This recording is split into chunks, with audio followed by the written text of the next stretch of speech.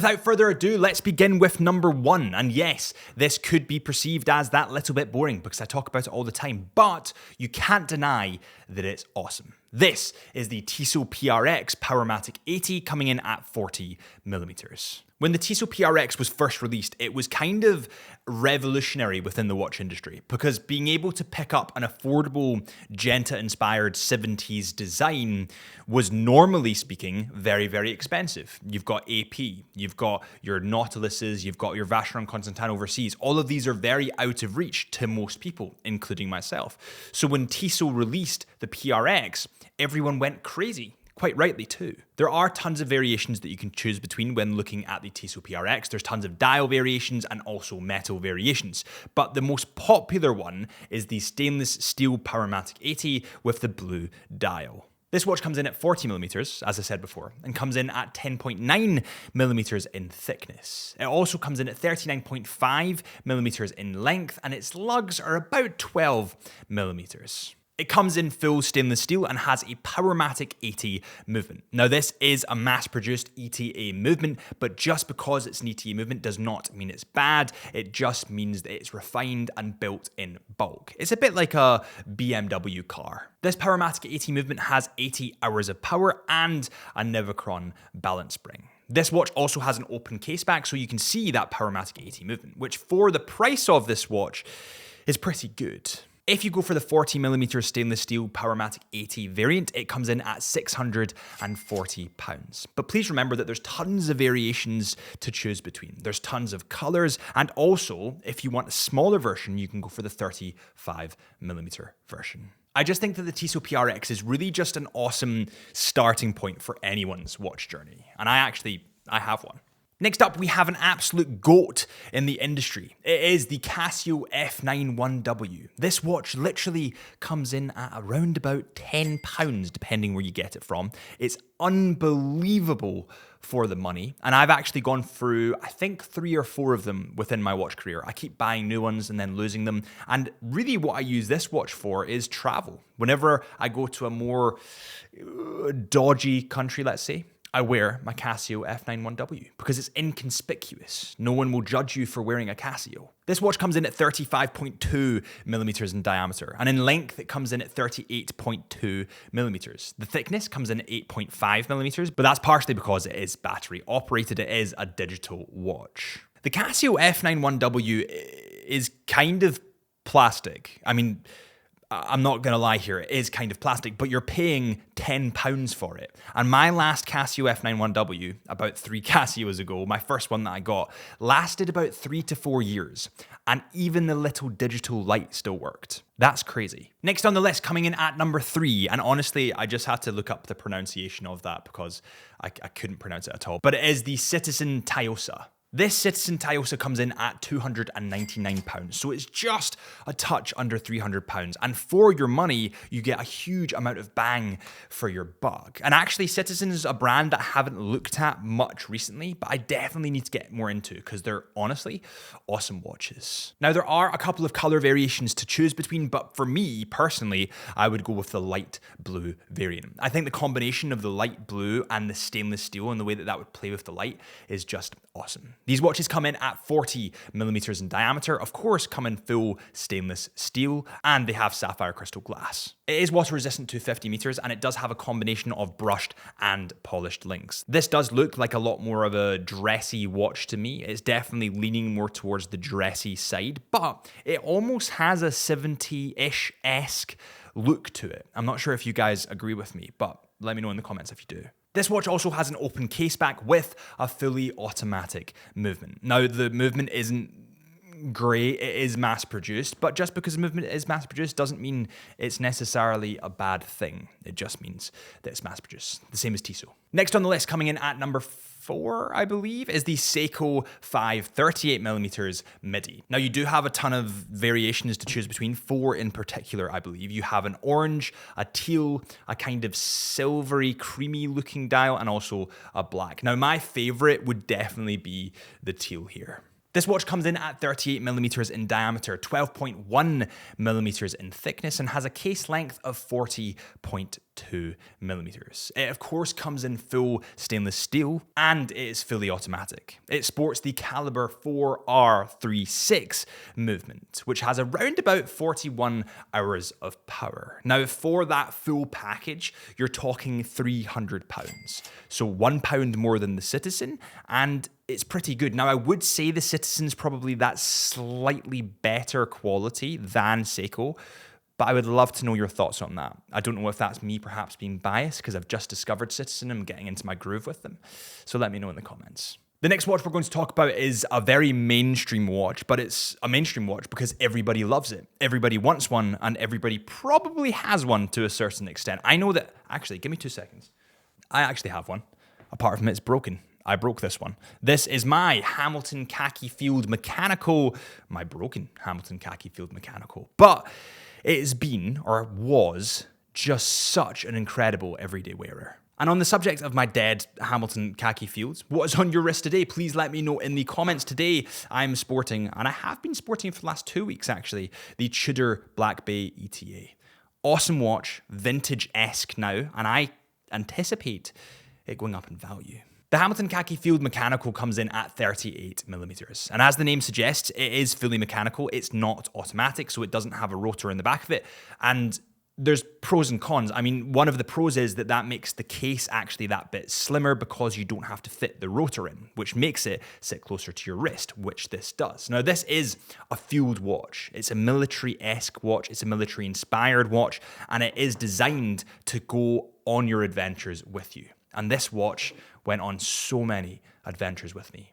And that's why it sits in the studio. It looks over the future because it was a big part of the past. Because it doesn't have that automatic movement, it comes in at 9.5 millimeters in thickness, which is just beautiful on the wrist. Now, it does come with a NATO strap if you get the same model that I did, and I love it on the NATO strap. In fact, I've actually put my NATO strap from this watch on the new Khaki Field Expedition, hence why I've not got this one fixed yet, because I don't have the money for it, firstly, but also I've kind of just swapped it in for the Expedition model. The movement in this model is the H50 movement, and that has 80 hours of power. Now, I love mechanical movements, and I'm actually looking for another mechanical watch. I just did a video on how I want a Speedmaster purely because, well, firstly, it's awesome, it's Omega, but secondly, because it's mechanical. And I don't think that is something that should die in the industry. I think that should remain at the forefront of our minds when watch collecting, because that is where it began.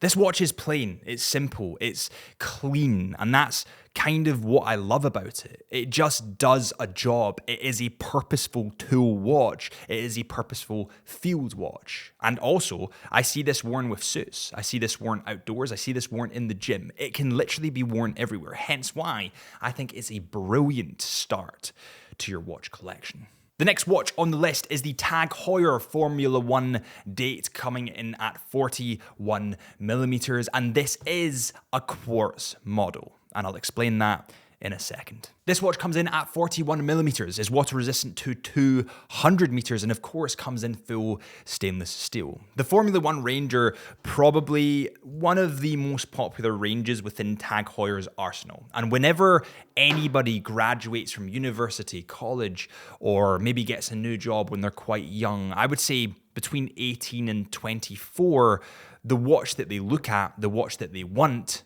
is a TAG Heuer. And I think that's a brilliant thing. I don't think TAG Heuer should get slandered for that, because I think what TAG Heuer have done is get young people into the industry. I wish I could say I was young again at this point, but when I was a little bit younger, I'm 26 at the moment, so maybe when I was 17 or 18, what I wanted was a TAG. There's a couple of variations of this watch to choose between, but the one that I've picked specifically is the quartz black dial variant. I think this is one of the most iconic variants, and also because it's a quartz model, it does keep the price down that little bit. It comes in at £1,500. Oh, and by the way, I totally forgot to say, the Khaki Field comes in at £545, which is wild. I do remember the days that this came in at about £300.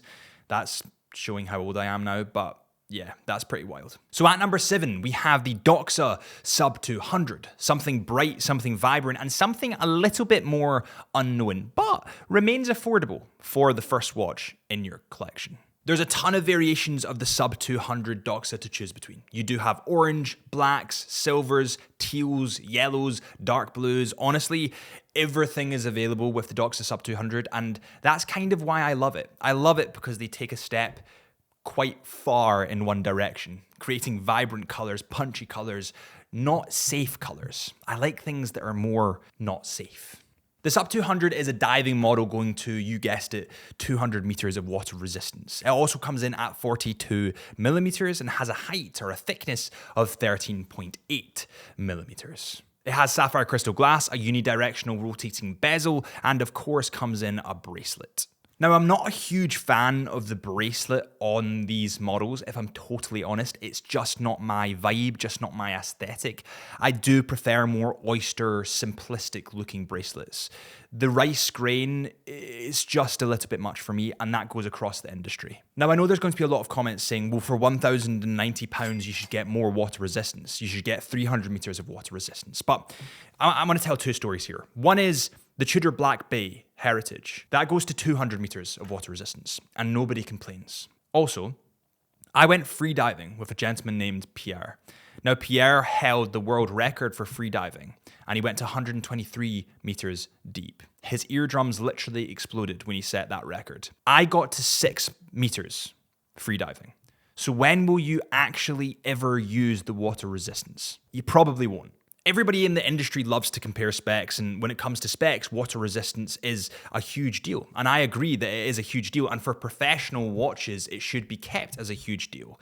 If you are a diver, then maybe 200 meters is not for you, but for most people, 200 meters will be perfectly fine. The next watch we have on the list is, pardon the pun, an underdog from Studio Underdog. This is the Watermelon, and it's been obsessed about in the industry over the last kind of 6 months to a year in particular, and it's boomed in popularity because of its bold, unique look. The case diameter on this watch comes in at 38 millimeters, and the thickness comes in at 10.8 millimeters. The lug to lug is 44.5 millimeters, so the sizing is pretty damn nice. It of course has sapphire crystal glass on the back and the front so that you can see into the movement, and its dial looks kind of like a watermelon. Pretty much all I have to say about that. The movement in this model is a seagull manual wind movement. It's the ST-1901.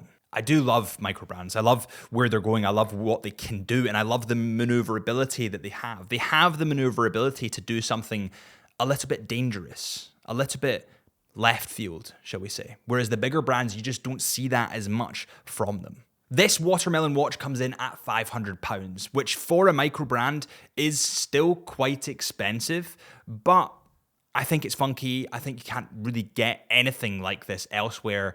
I think it's a great watch to start your collection. On the subject of Studio Underdog, we actually, unfortunately, don't stock Studio Underdog at Chisholm Hunter, but we do stock, and we are official stockists of brands like Tudor, Omega, Vacheron Constantin, and many, many more. If you're looking for your next luxury watch or diamond or jewelry purchase, head to chisholmhunter.co.uk. That is chisholmhunter.co.uk. And if you do get it from us, then you'd be supporting the channel, and I'd really appreciate that. At number 9, we have the C63 from Christopher Ward. This is the Sealander C63, and it is fully automatic. This comes in at 36 millimeters in diameter. It comes in at 10.75 millimeters in height, and lug to lug, it's about 42.8 millimeters. The movement in this model is the Sellita SW200-1, and this is fully automatic. Now, Christopher Ward as a brand have kind of rocketed since the launch of the Christopher Ward 12, and that is that 70s inspired pinnacle piece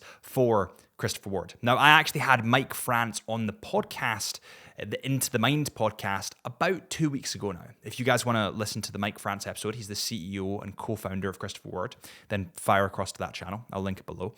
But he explained Christopher Ward as a company to me, and sometimes the company is what sells the product. If you really love what they're doing, if you love the processes they have, if you love their morals, you'll buy into the product. And honestly, I was sold when I spoke to him. I think they're a brilliant brand. They're going in a brilliant direction.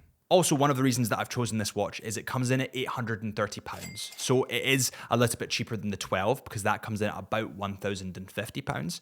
And I think it's more affordable and more wearable coming in at 36mm. Up next, we have the Tissot PR100 Chrono. And this is a quartz watch. It's actually quite new from Tissot, and you have 3 variations to choose between. You have a light blue variation, a green variation, or a dark blue variation. My personal favorite, actually, you'll probably guess my personal favorite. These come in at 40mm in diameter and come in at 11.3mm in thickness. They come in full stainless steel and they are a lot more dressy. These watches are dressy watches, but they look a lot more expensive than they are. This, of course, is a chrono model, so it has 3 sub-dials, and it is a quartz watch, so it hasn't got a movement in it, or it does, but it's kind of battery-operated, so to speak. But this brings the price down that little bit more, and that's why, partially, I've picked this model for you guys. This comes in at £355. And on that note, thank you guys so much for watching. If you have enjoyed, please consider hitting that subscribe button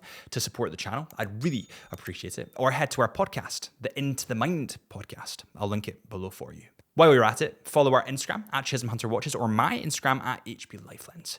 And I'll see you guys real soon.